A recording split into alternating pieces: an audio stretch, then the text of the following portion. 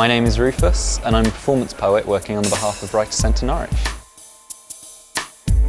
So the idea of the Fierce Light project is to work with community groups and schools to produce modern, contemporary reactions to World War I poetry.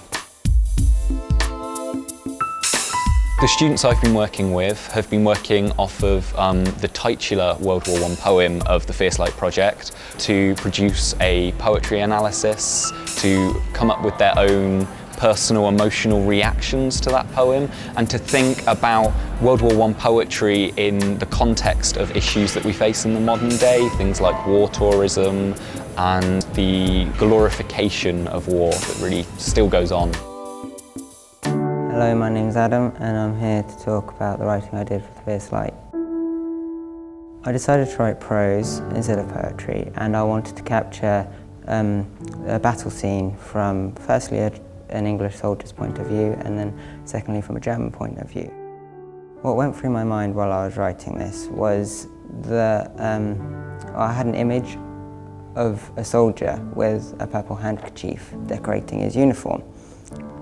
And I wanted to make that clear and bring a sort of distinct difference to what is otherwise associated with a World War I battle scene.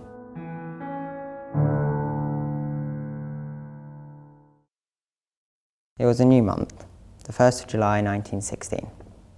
I hadn't slept well the night before, knowing what awaited me in the upcoming morning. The sun was bright, warm, and peaceful. Everyone knew what was going to happen. The silence confirmed it. I had joined up in late 1915 with my mates from college, and, as promised, we were all put in the same battalion. Little did I know how much the decision to be put with my family, closer than family, would haunt me. 7:30 was the time the order screamed through the whistle. 7:30 was when my head breached the trench and I gazed upon the ruined stretch of no man's land. 7:30 was when we all saw the reality of this war. 7:30 was when there was a cue to the afterlife. We were ordered to walk under the false knowledge of a decimated, unprepared, broken foe.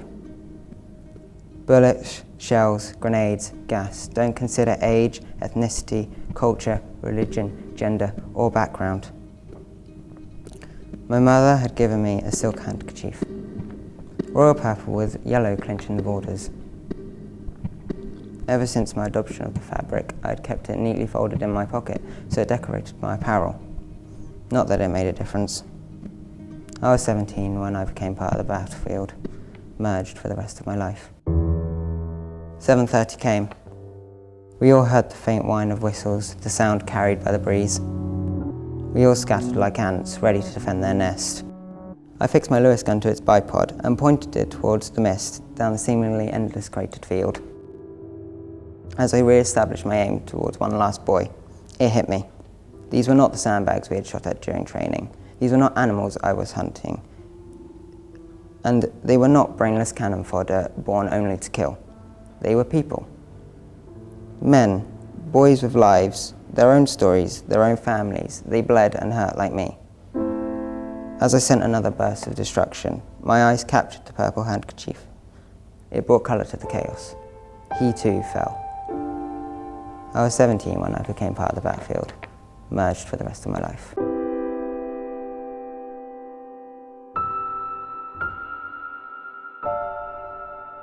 My name is Rhyann and the name of my poem is Defeated. What inspired me was the way a lot of the British and German soldiers in World War I, while many of them were motivated by the idea of killing the other soldiers, a lot of them also, when they arrived, found that they didn't feel that way when they realised that what really went on was horrific.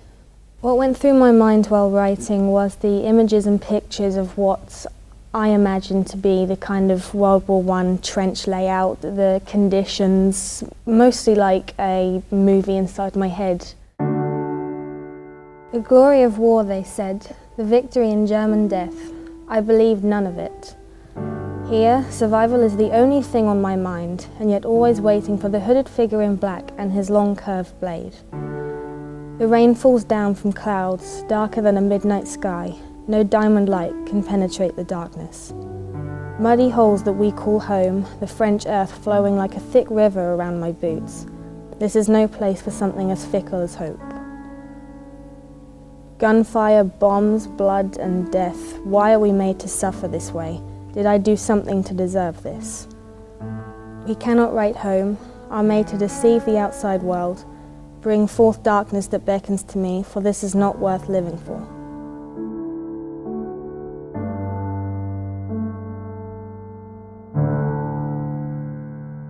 Hello, my name is William and I have written a poem based on the Fierce Light poem. To do it, I did a bit of research about the poet himself and his experiences during the war, and it's based around the soldier's grandchild going to visit all the places that his grandfather fought in.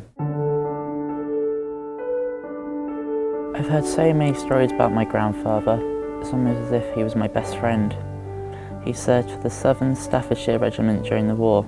He fought in the Somme and in Flanders Field. Flanders Field was the final destination for so many.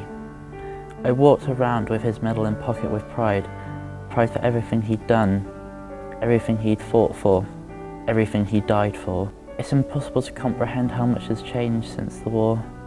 The mud has changed for grass, no man's land has changed to become one mass grave.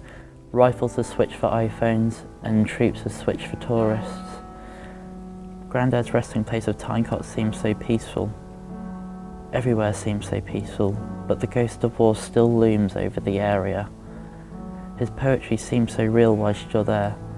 You can hear the shouting, see the explosions, you can feel the adrenaline, you can smell the smoke just through his words. All this happened in the green and pleasant land. The green and pleasant land he knew as hell.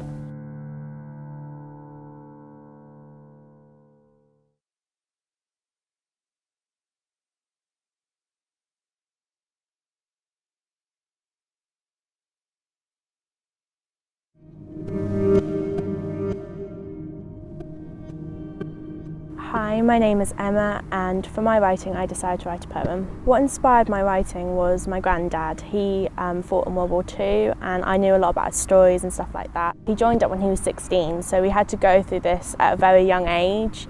So it did kind of make me feel sad, but also an extreme amount of pride that he did do what he did, flying to and from Germany.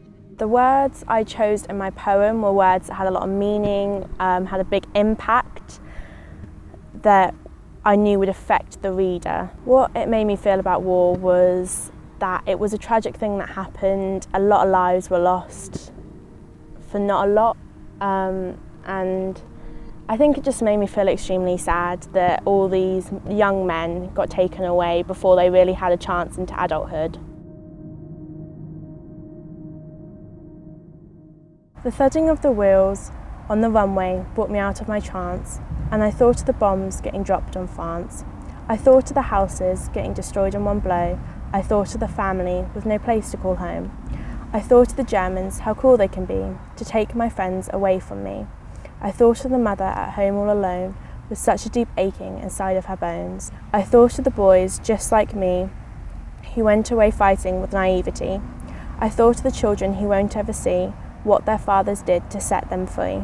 I thought of the fields stained with blood, and the bodies covered in mud. I thought of the telegrams being sent out and the longing to have their loved ones back.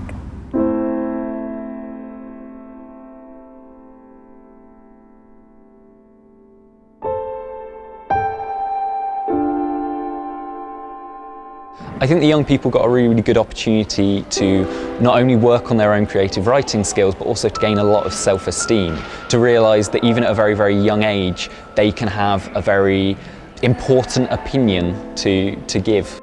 I was really pleased with the work that they produced.